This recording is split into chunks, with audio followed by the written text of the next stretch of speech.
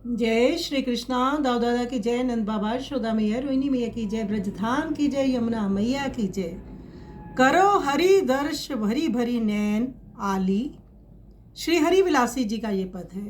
भगवान श्री कृष्ण जी कालिया नाग पर कृपा करके अपने ब्रजजनों को जमुना जी के विषैले जल से मुक्त करके कालिया नाग को समुद्र की ओर जाने का आदेश करके जब यमुना जी से बाहर आए तो सभी ब्रजजन माता पिता बड़े आनंदित हुए। उसी आनंदमय सुख का वर्णन करते हुए श्री हरिविलासी जी कहते हैं कि हे सखी, अब तो भगवान श्री कृष्ण के दर्शन नेत्र भर भर कर जी भर कर लो।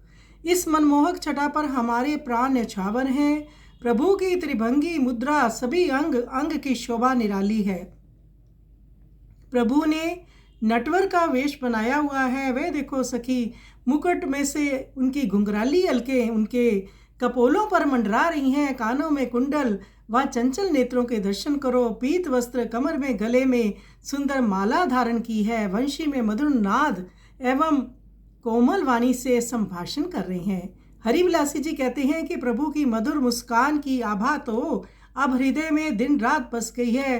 प्रभु ग्वाल बालों के साथ गैया को आगे करके अपने सुकुटुंब परिवार के साथ मधुर वेणु बजाते हुए चल दिए। इस प्रकार प्रभु यमुना जी का विशैला जल से वो मुक्त कर दिया और कालिया नाग को आदेश दिया कि आप इस जगह को छोड़कर चले जाओ और समुद्र में चले जाओ, क्योंकि कालिया नाग उसको श्राप था कि वो कहीं और नहीं छिप सकता था, यमुना जी में इसलिए छुपा हुआ था।